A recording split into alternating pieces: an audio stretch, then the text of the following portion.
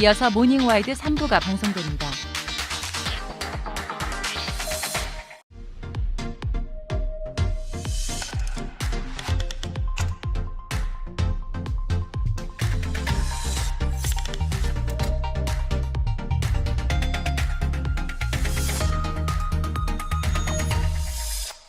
다운이 빨래를 빽빽하게 널면 냄새나. 다운이 실내 건조 플러스 1cm 간격으로 널어도 상쾌. 다운이.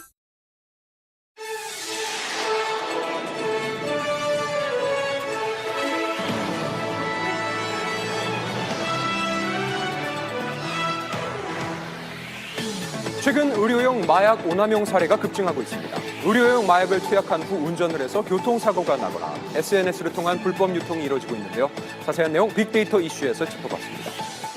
중국 단체 관광이 허용되며 우리 경제에 긍정적 효과를 기대하고 있습니다. 그러나 최근 중국의 경기 침체로 특수를 기대하기 어렵다는 우려도 있는데요. 모르면 호구되는 경제에서 자세히 알아봤습니다. 잠시 후 뵙겠습니다.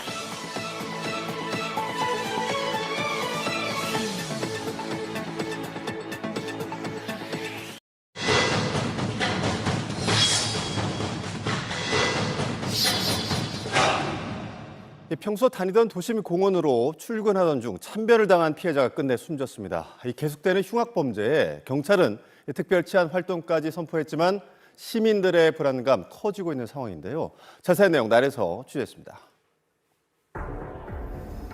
슬리퍼를 신은 채 골목을 배회하는 남성. 서울의 한 공원에서 일면식도 없던 여성을 무차별적으로 폭행한 피의자의 범행 직전 모습입니다. 네. 이 피해자는 당시 자신이 살던 바로 이곳 동네에서 1km 떨어진 범행 장소까지 직접 걸어서 이동했다고 합니다. 평일 출근길에 발생한 흉악범죄. 피의자는 금속 재질의 둔기로 피해자를 가격했는데요.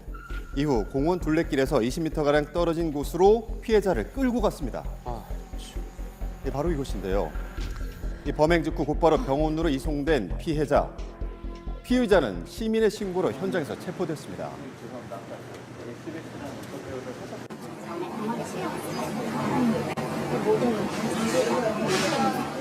사실은 그 당일 날 밤을 넘기지 못할 거라는 소식을 듣고 당시 피해자는 머리와 가슴에 심각한 부상을 입은 상태.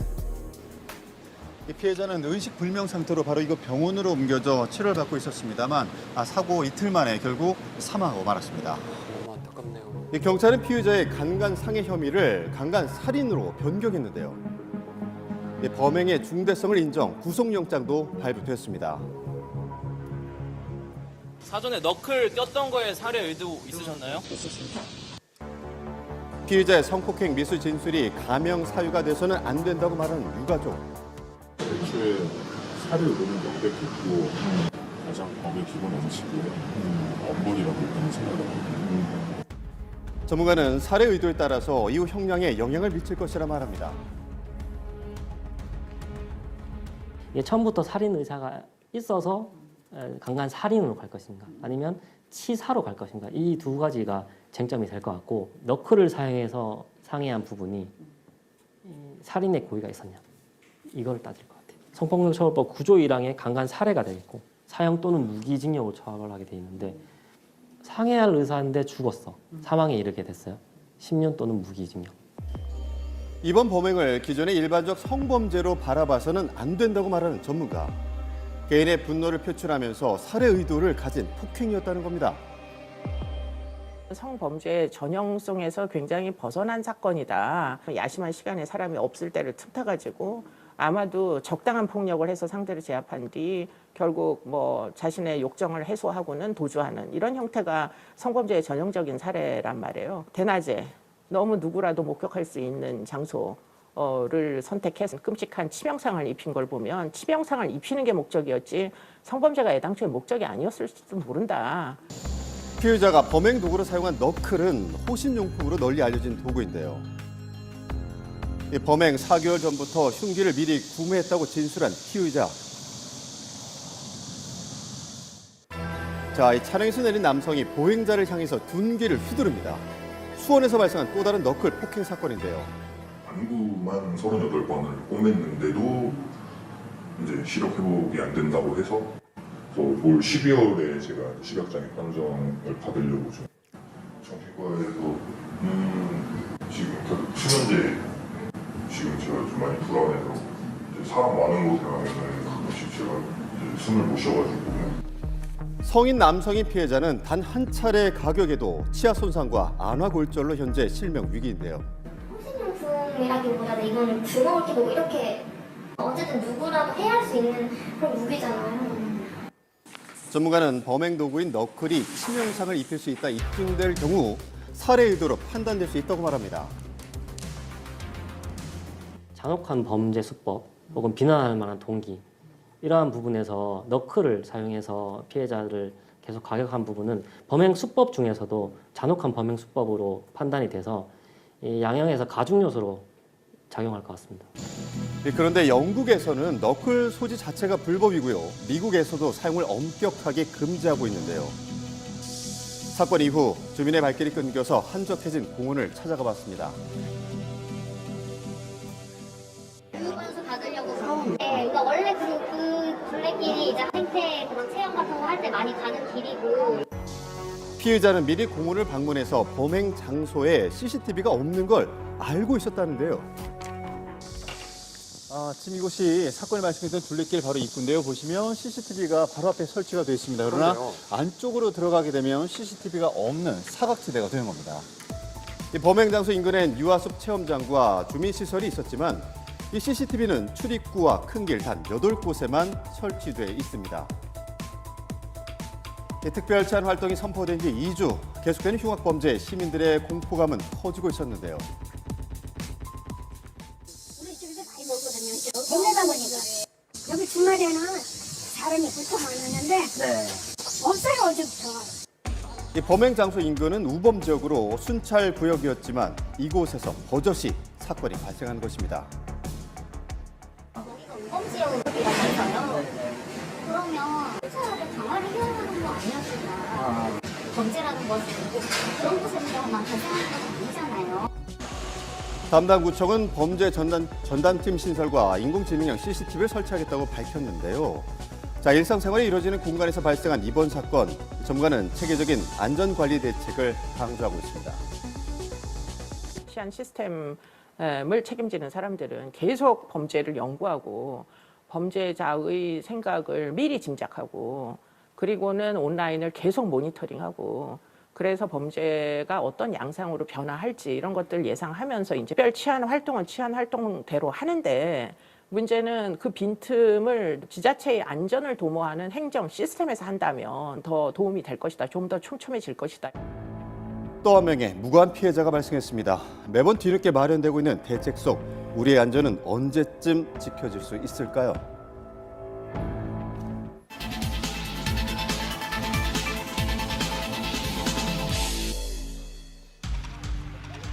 계속되는 더위에 많은 사람들로 북적이는 계곡에서 불법 행위가 이어지고 있습니다. 아까 손님은 못 오지만 관리는 내가 한단 말이야. 음식을 주문해야만 계곡을 이용할 수가 있는 상황. 식당이 계곡을 불법 점령했습니다. 공유시 같은데 자기네 건인 것처럼 그렇게 해서 우리한테 돈을 받고 이용시간 제한부터 오염수까지 방류되고 있는 계곡 내 불법 행위를 밀착카메라 24시에서 취재했습니다. 강원도 횡성의 병지방 계곡. 지난 주말 더위를 식히러 온 사람들로 북적이죠. 산림 내 계곡 불법 행위 급증으로 집중 단속이 계속되고 있는 상황. 그런데 계곡 입구부터 고기 굽는 냄새가 가득합니다. 산림 금접지 100m 내 취사 행위는 금지인데요. 1인 내에 연접한 곳에서 치사 행위를 하시는 거는 불법이죠. 아, 그래요? 네. 아, 치사 행위를 하는 건 과태료 부과 대상입니다. 죄송합니다. 안내료 구간은 100만 원이고요. 하천법 제96조에 따라서 행정처분 또는 100만 원 이하의 벌금이 부과되는데요. 하지만 휴대용 가스레인지로 취사를 하는 모습이 곳곳에서 포착됐죠. 치사 행위 동의들을 좀 치워주시겠어요? 그래도 치워진다고? 상간에 100m 이내에서 치사 행위를 하게 되면 과태료 100만 원입니다. 어디가 그런 거지? 다 싸가지고 와야 되고 취사 행위를 할 수 있는 곳, 캠핑장 이런 데에서는 할 수가 있죠. 위험한 모습이 곳곳에서 발견됐습니다. 삐뚤어진 곳에서 이루어진 취사 행위. 곳곳에서 그 흔적들을 발견할 수 있었습니다. 낙엽층들이 많아요. 이런 낙엽층들이 부시를 했을 때 발화가 되면 산불이 나는 겁니다. 강원도 지역 내 산불이 가장 많이 발생한 곳은 홍천인데요. 계곡을 찾은 등산객의 담배꽁초나 취사 등의 불씨가 산불의 원인이 됐죠. 한순간에 산불로까지 이어질 수 있는 담배불. 현장에서 흡연이 적발됐습니다. 산림청에서 나왔거든요. 산림내에서 이렇게 담배를 피우시면 안 돼요. 단속반을 보자 급하게 불씨를 끄는 등산객. 가방 안에 들어있는 불법 임산물까지 적발됐죠. 버섯과 향신료로 추어탕에 쓰이는 젠피를 불법으로 채취한 건데요. 지금 현행범으로 처리가 되셨고 이 현물을 갖고 저희 관리소로 들어가셔야 됩니다. 그러니까 행위는 똑같은 행위잖아요. 산림내에서 담배를 피시고 오물을 버리시기 때문에 들어가서 사건 처리를 하겠습니다. 한번 봐주세요. 산림 내 흡연 시 30만 원 이하의 벌금형, 불법 산림 채취로 7년 이하의 징역과 1,500만 원 이하의 벌금형에 처해질 수 있습니다. 단속 중에 불법 텐트가 발견됐는데요. 산림청에서 나왔습니다. 잠시 보겠습니다. 이렇게 대형 텐트를 설치하고 장기 거주하거나 필요시에 머물 수 있도록 자리를 미리 마련해 놓은 거죠. 불법적으로 시설물을 설치를 해놓은 겁니다. 텐트를. 현재는 아무도 없기 때문에 저희도 사법권이 있긴 하지만 사법권이 있다 하더라도 개인 시설물을 함부로 할 수는 없어요. 최근까지 사용한 듯한 흔적이 보입니다. 누군가 취사했던 흔적까지 있죠. 곳곳에 알박기 텐트가 설치되어 있는 상황. 그 때문에 계곡 이용객들은 불편을 겪을 수밖에 없다고요. 식구들하고나 친구들하고 오고 싶은데 이렇게 큰 자리는 이게 딱 돼 있기 때문에 올 수가 없어요. 좋은 자리는 다 이러니까. 저 나가다 보면 이 나무 사이에 이거 끈도 매놨더라고. 곳곳에 있는 불법 취사 흔적들은 물론이고 부탄가스까지 널브러져 있어서 산림을 위협하고 있습니다. 지난 16일 충북 괴산군의 한 계곡. 수심 3m 지점에서 10대 남학생이 물에 빠져 사망하는 사고가 났죠. 구명원이라든가 루프 같은 거 이런 거 그다음에 여기 설치한다고 하더니 하나도 안 해놨네. 사고가 날 수 있는 수심이 깊은 곳에 구명조끼 착용은 필수인데요. 구명조끼를 입지 않으면 바로 통제를 당합니다.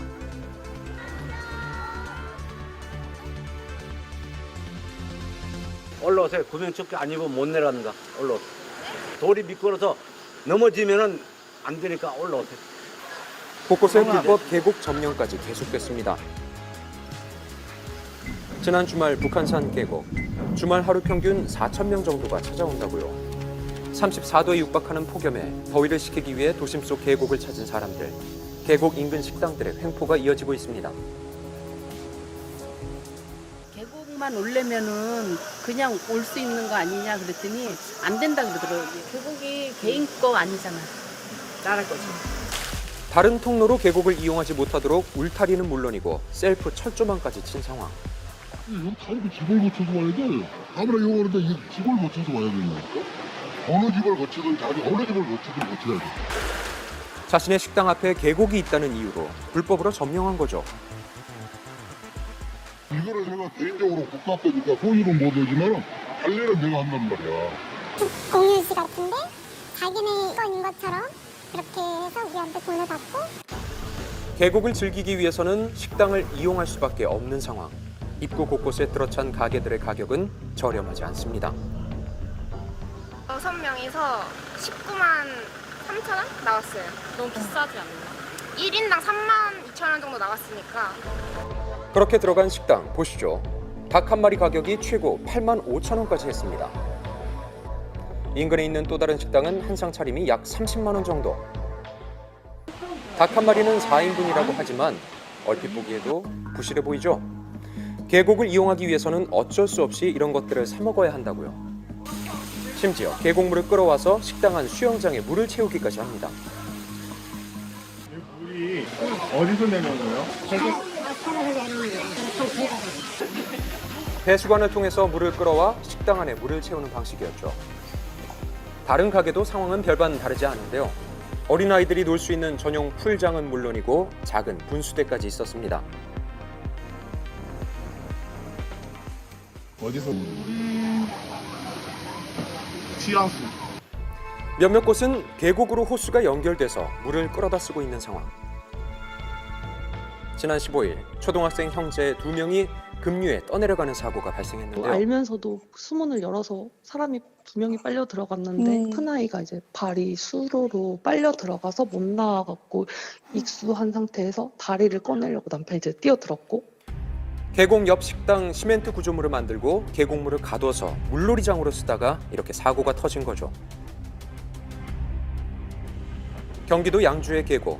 계곡 내 물을 사용하는 건 불법이지만 대놓고 평상 내 물이 있다면서 현수막까지 내건 상황.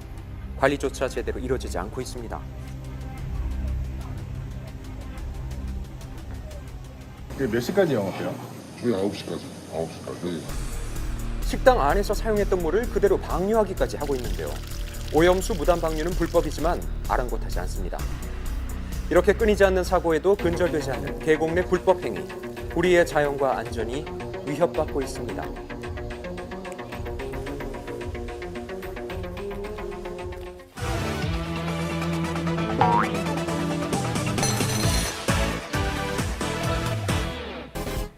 연간 800만 명에 달했던 유커가 다시 돌아올까요? 중국이 6년 만에 한국 단체 관광을 허용하며 경기 진작에 대한 기대감이 높아지고 있습니다. 2017년 사드 보복 이후 6년 5개월 만에 중국의 한국 단체 관광이 허용된 건데요. 중국 최대 명절인 국경절과 중추절 황금 연휴를 계기로 단체 관광객이 대규모로 한국을 찾을 것으로 기대하고 있는데요. 코로나19로 관광객 발길이 끊겼던 명동은 늘어난 관광객의 활기를 되찾고 있습니다. 최근 중국 단체 관광이 허용됐다는 소식에 상인들은 매출 특수를 기대하고 있는데요. 스케일 자체가 달라요. 기대는 어느 정도 다 하고 있죠. 중국어가 가능한 직원을 찾는 구인도 쉽게 찾아볼 수 있습니다. 1년치 쓰든가 아니면 선물용으로 다 많이 사가시니까 그렇죠. 미리 다 준비해놔야죠. 한국은행의 분석을 보면 중국 관광객 100만 명이 들어왔을 때 GDP 성장률을 0.08%포인트 높일 수 있다고 합니다. 예를 들어 2019년의 절반인 300만 명이 한국을 찾을 경우 우리나라 GDP는 0.2%포인트 이상 상승합니다. 일각에선 너무 섣불리 기대해선 안 된다는 목소리도 있습니다. 유커들의 소비 패턴이 팬데믹 이전과 같을지 확신할 수 없기 때문입니다. 더불어 현재 중국 경제 상황이 벼랑 끝에 섰다는 분석도 있습니다. 경기 침체와 물가 하락이 겹치는 디플레이션 가능성이 높다는 거죠. 중국 소비자 물가지수 0.3%, 생산자 물가지수는 4.4% 하락했습니다. 두 지수 모두 마이너스를 기록한 건 2020년 이후 처음인데요. 중국 부동산 위기도 커지고 있습니다. 부동산 개발업체 헝다그룹이 17일 뉴욕에서 파산을 신청했고 또 다른 부동산 개발업체인 비구이위안도 채무 불이행 위기에 빠졌다는 소식이 전해집니다. 중국 민간 부동산 개발업체 1위 회사의 문제는 중국 부동산 시장뿐 아니라 경기 침체를 자극할 것이란 우려까지 나옵니다. 중국 내수에서 한 절반 정도, GDP 한 30% 정도가 건설하고 부동산 시장에 의존하고 있다고 보고 있는데 회사들은 이 부채 때문에 제대로 투자를 하기가 어렵고 그다음에 소비자들 마음껏 소비를 할 수가 힘들다는 얘기거든요. 수출도 지금 빠져나갈 탈출구가 되지 못하니까 경기를 활성화시킬 수 있는 모든 도구들이 지금 못 쓸 수 있는 상태입니다. 이런 경제 상황에 중국이 78개국의 단체 여행 빗장을 풀게 된 이유는 무엇일까요? 내수 진작을 위한 거라 짐작되고 있습니다. 국제항공기 증대, 중국 가이드 여행사 고용 확대 등의 내수 활성화를 위한 거라는 거죠. 상호 개방. 그러니까 중국이 개방하면은 다른 나라들의 그 관광객들도 중국을 많이 찾아올 거다. 그렇게 해서 중국의 그 내수 경제가 좀 활성화되지 않을까. 중국 경제의 불안이 우리 경제에도 직접적인 영향을 미치고 있습니다. 이달 초 2660선을 넘겼던 코스피 지수는 19일 2504로 하락하며 주식시장에 먼저 반영됐는데요. 환율은 18일 1342원, 연중 최고를 기록했는데요. 중국 위안화 약세가 계속된 영향입니다. 우리나라 수출 1위 국가인 중국 침체에 수출에도 비상등이 켜졌습니다. 한국의 중국 수출은 지난달까지 14개월째 마이너스로 올해 상반기 중국 수출은 작년 동기 25.9% 감소했습니다. 다만 중국의 부동산 시장 위기가 곧바로 우리나라 금융 시스템까지 흔들 가능성은 희박해 보이는데요. 중국 경제가 소비, 투자, 수출의 동반부진으로 디플레이션에 진입할 우려가 나오는 상황이니 좀 더 큰 틀에서 면밀하게 살펴볼 필요가 있습니다. 부자가 사라졌습니다. 전 세계 백만장자가 350만 명 줄었다고요. 우리가 흔히 부자를 의미하는 백만장자, 각종 빚을 제외하고 집 포함 순자산이 100만 달러, 우리 돈으로 13억 4천만 원 이상을 가진 사람을 얘기합니다. 그렇다면 한국의 백만장자는 몇 명이나 될까요? 우리나라의 백만장자는 125만 4천 명 정도라고 합니다. 투자은행 크레딧 스위스 통계에 따르면 전 세계 백만장자는 5,900만여 명, 이 중 한국인은 2%로 세계에서 10번째로 많습니다. 생각보다 많다고 생각하시나요? 하지만 2021년에는 더 많았습니다. 그래요? 2021년보다 4만 6천 명이 줄었는데요. 환율 때문인데요. 2년 전만 해도 순자산이 11억 원이었지만 지금은 13억 4천만 원으로 2억여 원이 더 필요합니다. 영향이 있군요. 전 세계 백만장자는 1년 전보다 350만 8천 명 감소했습니다. 부자들의 자산 감소는 주식 등 각종 자산 시장의 침체가 가장 큰 원인으로 꼽힙니다. 지난해 부자와 가난한 사람 모두 전반적으로 재산이 줄어들었는데요. 금융위기 이후 전 세계적으로 백만장자와 물가를 감안한 실질 자산은 감소하고 부의 불평등은 심화된 것으로 보입니다. 전 세계적으로 성인 평균 재산은 1억 1,300만 원으로 전년보다 427만 원 줄었습니다. 나는 중산층일까? 어떻게 생각하시나요? 한국에서 빚 제외한 순자산이 1억 2,400만 원 정도 있으면 중위자산이라고 합니다. 안정적인 소득이 있어야 될 것 같은데 그런 게 아무 부족한지 아닌가 싶습니다. 돈을 뭐 이제 많이 쓰고 그런 건 아니지만 의식주를 걱정할 정도는 아니기 때문에. 대한민국 중산층의 45.6%는 스스로가 중산층이 아니라고 생각하고 있다는데요. 실제 중산층의 기준과 사람들이 생각하는 이상적인 중산층 기준과의 괴리가 존재한다는 현실을 보여주고 있습니다. 중위자산 순위는 벨기에 1위, 호주 2위 순으로 한국은 18위입니다. 지난해보다 오른 수치인데요. 백만장자는 세계 10위에 들었지만 중간인, 중위자산을 가진 사람은 18위에 기록이 됐는데요.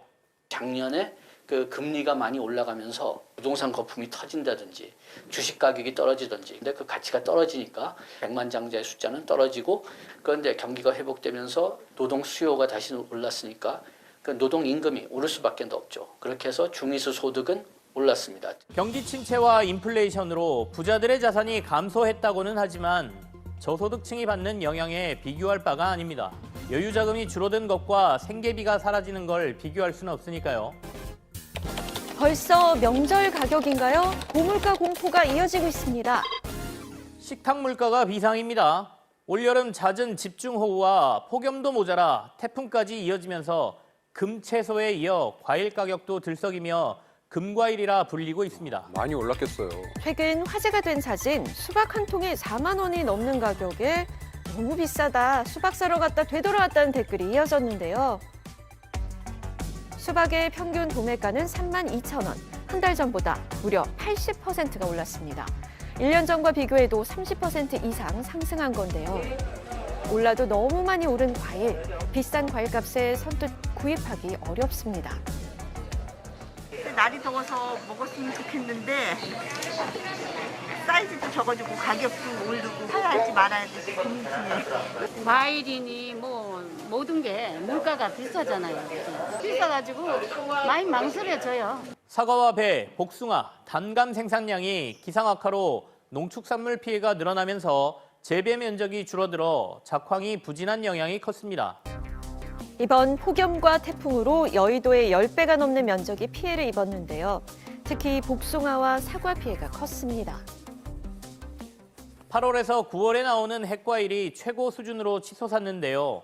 벌써 명절 가격만큼 올라 과일값이 심상치 않을 것으로 보입니다. 실제 청과물 도매 시장을 찾아 확인해봤습니다. 작년에 비해서 많이 비싼 편이지.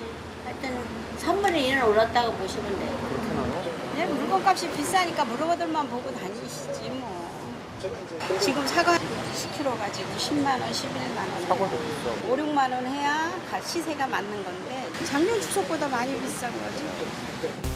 사과 10kg 도매가는 평년보다 무려 90.9% 올랐습니다. 복숭아 역시 4kg 기준 31,960원인데요. 명절 특수가 있어 일시적인 물가 상승을 피할 수 없어 보입니다. 추석쯤 되면 사과 한 개 사기가 부담스러울 수 있다는 얘기도 하는데요. 그렇겠어요. 정부는 과일 생산량이 전년보다 줄고 물가 상승 압박이 거세지며 과일 성수품 수급 안정 대책반을 운영해 대형 유통업체와 함께 공급량을 확대한다고 밝혔는데요. 안정적인 물가 대책이 필요해 보입니다.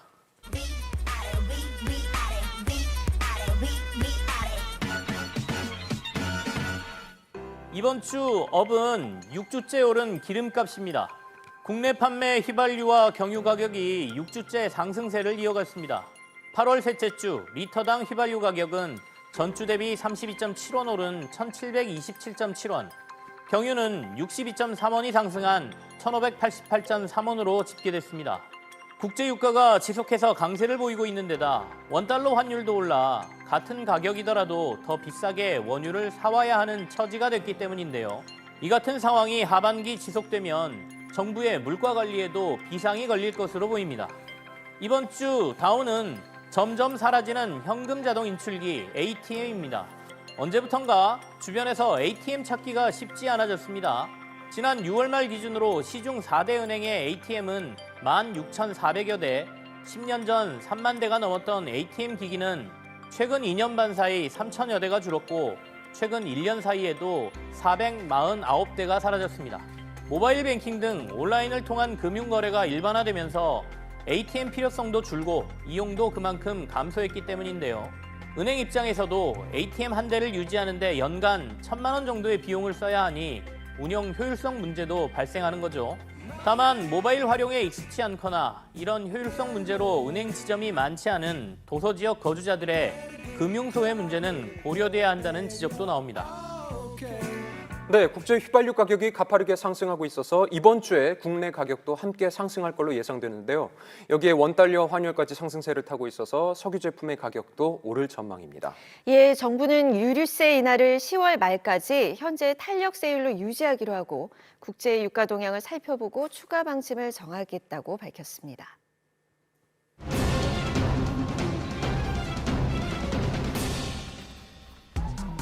차량 6대와 충돌한 후 도주한 차량. 경찰의 추적에도 멈추지 않는데요. 테이저 갖고 와.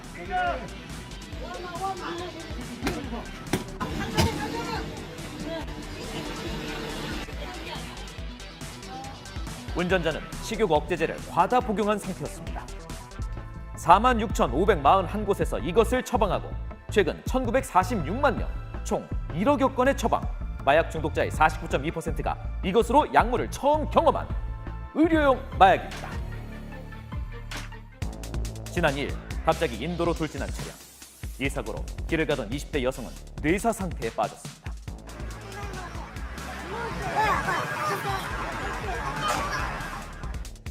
알고 보니 이 남성은 의료용 마약을 복용한 상태로 운전을 한 건데요.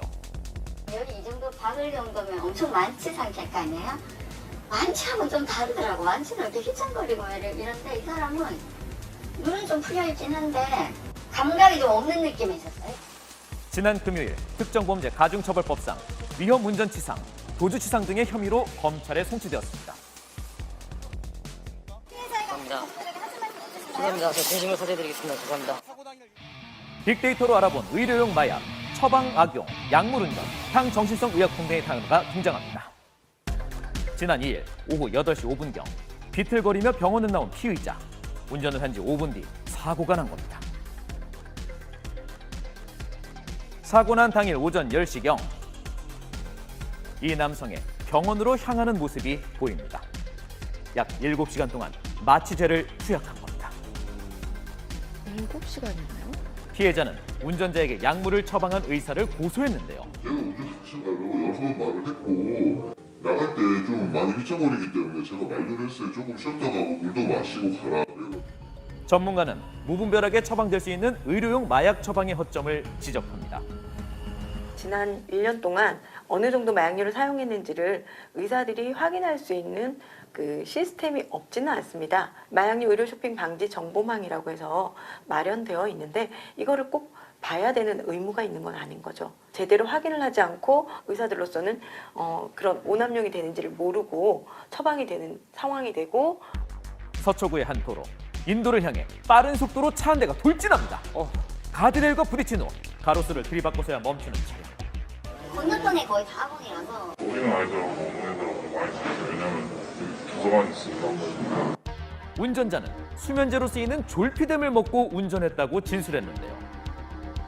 도로교통법 위반 혐의로 경찰에 입건된 운전자. 전문가는 향정신성 의약품 복용의 위험성에 대해서 강조합니다.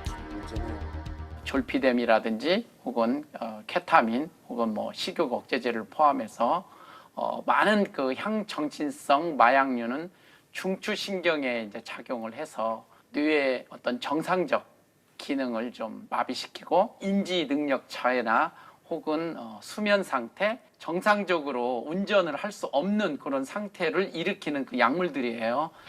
빅데이터로 알아본 의료용 마약, 오남용 처방, SNS, 불법 유통 등의 단어가 등장합니다. 지난달 경찰이 경기도의 한 매장을 급습합니다. 압수영장을 집행해서 이걸 우리가 압수를 할 건데. 중국에서 해열 진통제인 약품, 국내에서 금지된 품목이지만 밀수입 후 SNS를 통해서 판매되고 있던 겁니다. 수면제의 일종인 페로바르비탈, 하지만 심각한 중독을 유발한다고요. 문제는 여전히 SNS에서 쉽게 구매글을 찾을 수 있다는 것입니다.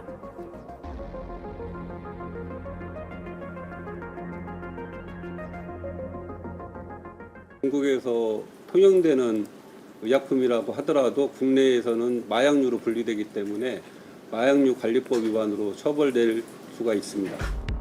일명 나비약으로 불리는 식욕 억제제 거래글 역시 SNS에 끊임없이 올라오고 있는 상황. 이 약들을 어떻게 구해야 하는지 처음엔 몰랐는데 너무 쉽게 인터넷에 검색만 하면 나와요. 불면증, 식욕 부진, 아니면은 우울증 그런 것들 찾아오곤 해요. 그런 후유증들 다 있는 것 같아요. 금단이 심한 거죠. 지난달 28일 SNS를 통해 의료용 마약을 불법 유통한 일당이 검거됐습니다. 전문가는 SNS에서 불법 유통되는 의료용 마약의 처벌 강화가 필요하다고 지적합니다. 불법 유통의 가장 큰 원인은 수요가 있고 공급을 통해서 경제적인 이득을 얻으려는 사람의 이해관계가 맞아 떨어지기 때문에 생기는 일이기 때문에 정확한 처방에 의해서 이렇게 구입하지 않으면 엄격한 처벌을 받는다는 게 인식이 제대로 돼야 되는 것이고 공급사범으로서 엄격하게 강한 처벌을 하는 것이 재발을 막는 데 굉장히 유용해 보입니다. 빅데이터로 알아본 의료용 마약, 셀프 처방, 마취 성분, 진료 기록 조회 등의 단어가 등장합니다. 이른 아침부터 이어진 병원 앞 긴 줄. 진료를 받고 나오는 이들은 모두가 약봉지를 들고 있었는데요. 무분별하게 처방되고 복용되는 식욕 억제제였습니다. 중국에서도 의료용 마약 불법 유통이 사회적 문제가 되고 있습니다. 是不是满满的？然后我放进去，是吧？这样子，看一下。 마취제의 일종인 에토미데이트 성분이 전자담배 액상에서 검출된 건데요. 20대를 중심으로 불법 유통되고 남용된 사건입니다. 일명 좀비 마약 펜타닐 역시 불법 유통 오남용되며 도시 전체를 위협하고 있습니다. 심각하네요. 네, 전문가는 좀비 도시가 된 미국의 상황이 우리나라에서도 재현될 수 있다고 경고하며 규제의 강화를 지적합니다. 의약품 안전사용 서비스라고 DUR에 가 있는데 이 많은 정보들이 사후 관리가 주로 이루어지고 있어요. 사전적 DUR을 강화를 해서 일반인이 여러 의원에서 동시에 의료용 마약류를 처방받지 못하도록 실시간 정보가 빨리빨리 공유가 된다면 불법 유통과 거래를 더욱 효율적으로 막지 않을까 생각합니다. 일상으로 점점 파고들고 있는 의료용 마약 오남용 문제. 더 늦기 전에 강력한 대책과 대안이 필요한 시점입니다.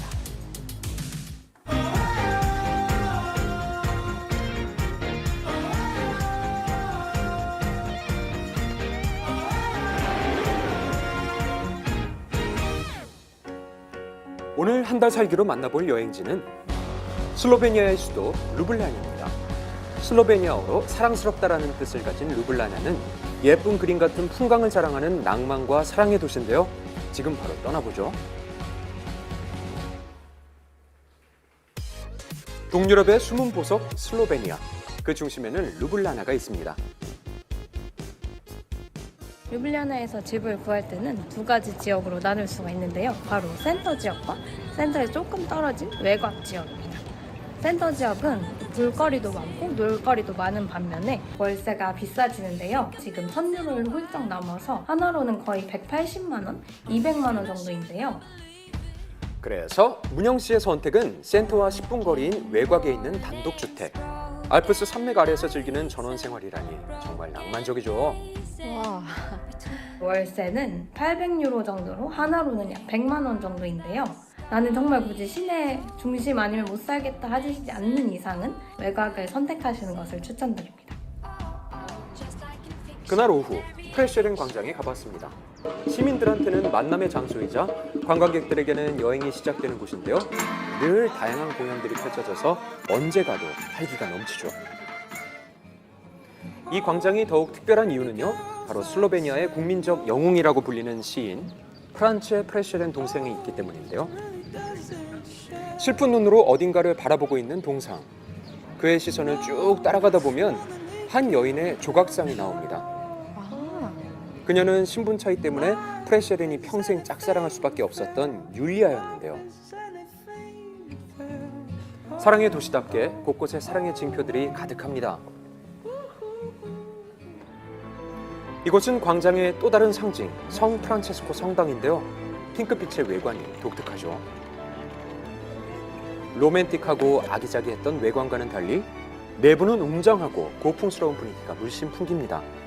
바로크 양식의 프레스코화와 화려한 설교단, 중앙에 큰 파이프 올간이 정말 멋진데요. 마음속에 있는 바람들을 조용히 기도해보는 시간을 가져봅니다. 시내 구경을 마치고 찾은 대형마트.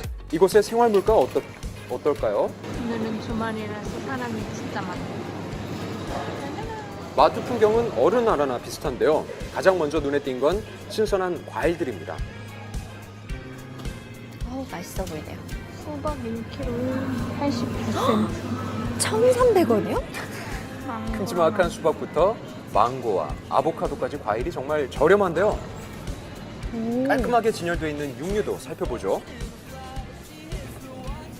스테이크용은 1kg에 24.9원. 와, 삼겹살도 한국보다 저렴해요. 오, 7,600원. 목살은 1kg에 8.2원.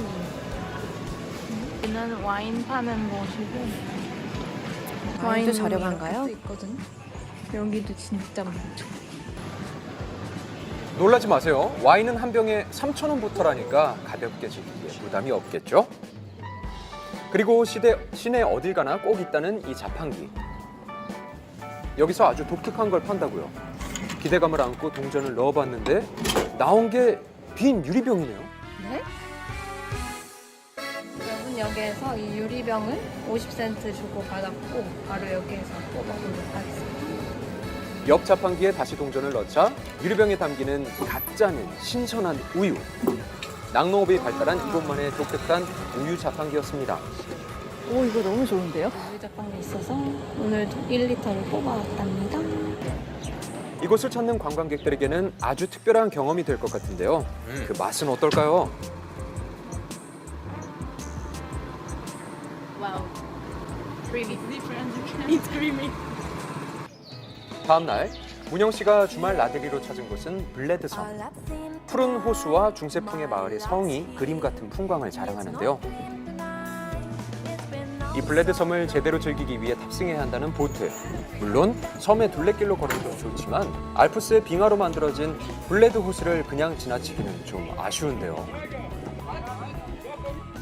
아름다운 풍경 속 한적하고도 여유로운 시간.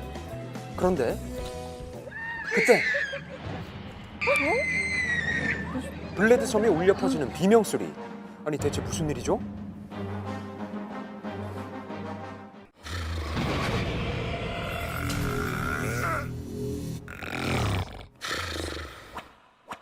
미세한 떨림까지 정밀하게 지켜보고 숙면으로 인도합니다. AI 핫텐루 슬립 드림.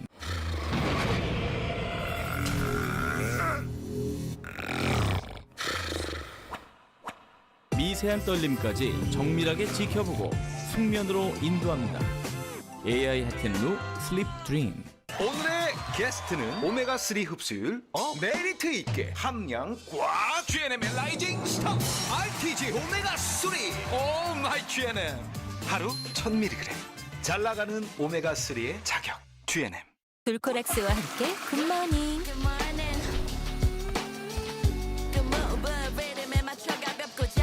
변비가 당신의 하루를 막고 있다면 돌코락스로 쾌변 순간을 찾아주세요. 굿모닝 돌코락스. 이곳은 슬로베니아 인근의 블레드섬. 와, 어머. 아니 이게 뭐죠? 난데없이 비명소리가 퍼진 이유는 바로 이 썰매를 타러 왔어요. 엄청 높거든요? 보기엔 안 높아 보이는데? 썰매를 타기 위해서 리프트 탑승. 여기 되게 높이. 포스터 너무 같은 높이 올라왔는데 무서워요. 정상의 멋진 풍경을 뒤로하고 산을 질주할 준비를 마쳤습니다. 드디어 문영 씨를 태운 터보건. 썰매가 빠르게 산을 내려오죠. 와, 생각보다 속도가 굉장히 빠른데요. 시속이 진짜 40km가 맞나 봐. 이렇게 내려오는 곳을 저는 너무 빨라가지고 브레이크를 잡으면서 내려왔습니다. 산을 봤으니까 이제는 호수를 즐길 차례인데요. 아름다운 블레드섬의 푸른 호수로 풍덩 몸을 던져봅니다. 알프스 빙하로 만들어진 호수에서의 수영. 이야, 정말 해수욕과는 또 다른 즐거움이겠죠. 환상적이네요. 한 달 살기 여행을 한층 더 풍요롭게 만들어줄 잊지 못할 시간들입니다. 마지막으로 루블라니아에서의 한 달 살기 비용도 꼭 참고해 보시고요. 지금까지 사랑과 낭만의 도시 슬로베니아의 루블라니아였습니다.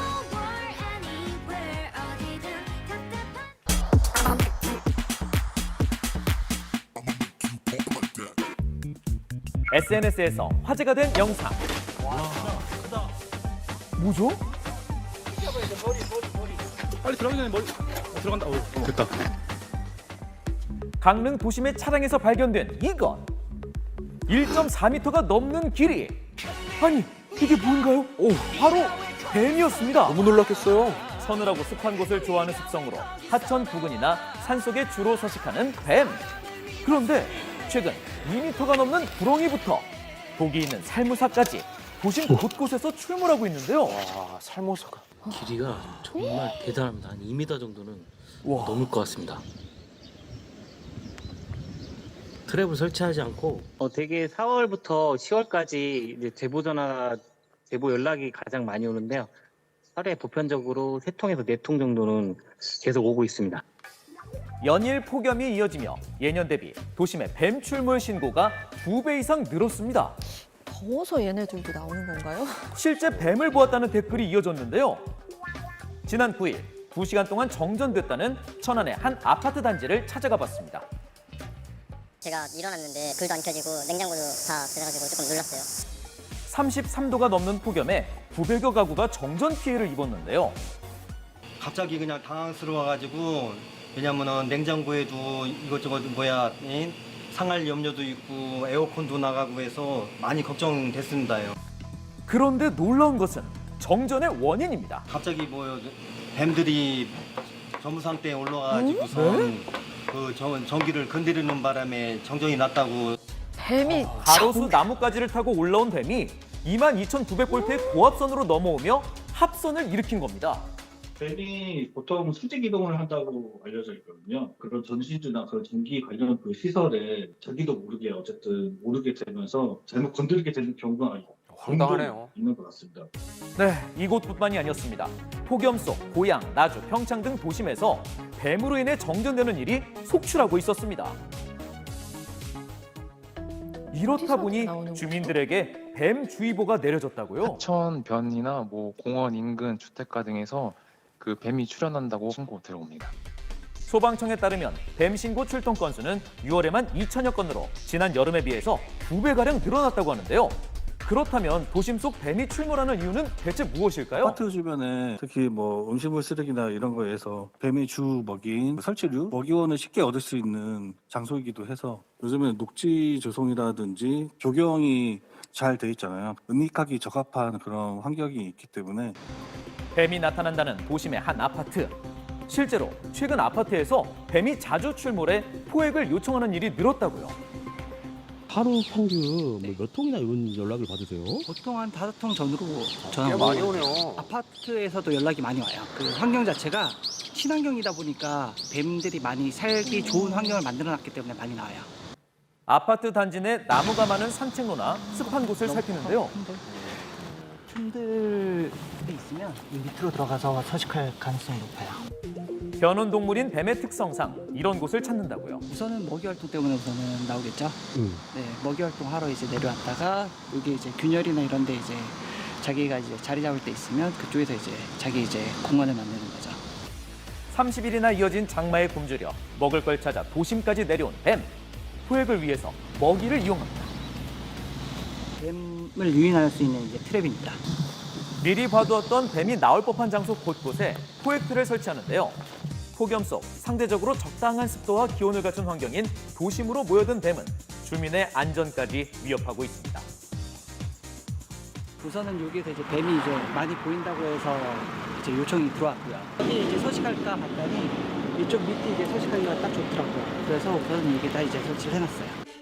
포획틀을 설치해두고 뱀이 잡힐 때까지 기다려보기로 했는데요. 그렇게 약 3시간가량이 흘렀습니다. 자, 이제 설치해놓았던 포획틀을 확인해 보는데요. 그런데 정말 뱀이 잡혔습니다. 안에 뱀이 있네요. 아, 여기 뱀이 있는 거예요, 지금?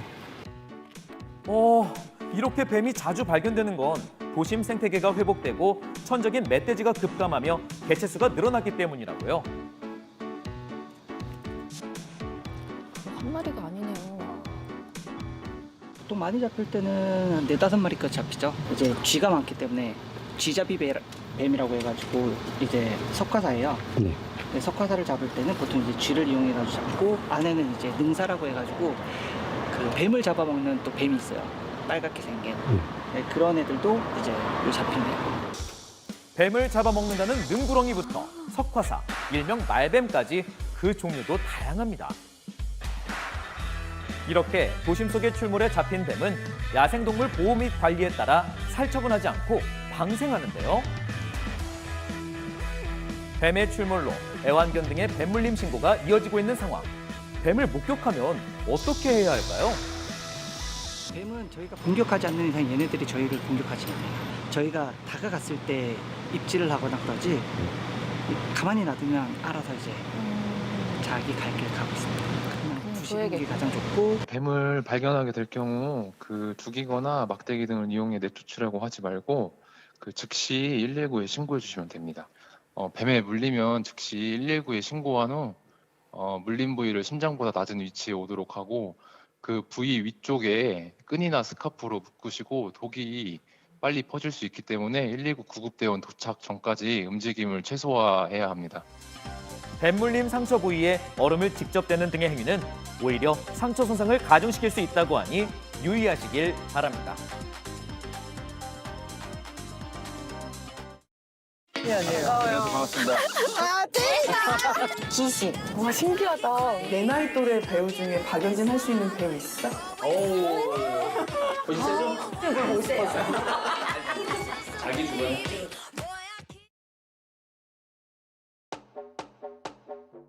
호밍스? 호밍스가 맛있더라. 처음 듣는데? 호밍스가 맛있더라. 그래서 호밍스가 뭔데? 호밍스가 맛있더라. 왜 다들 맛있다고 하지? 호밍스가 맛있더라. 호밍스가 맛있더라. 정정원이 만들어서 호밍스가 맛있더라. 호밍스가 맛있더라.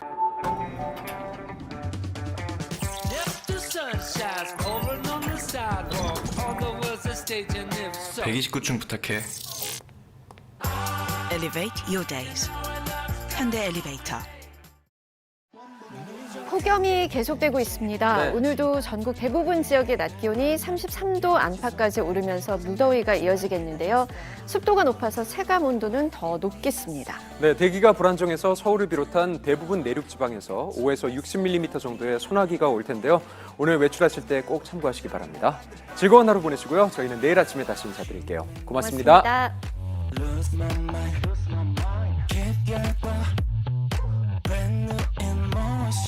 Dance with me, boom touch it.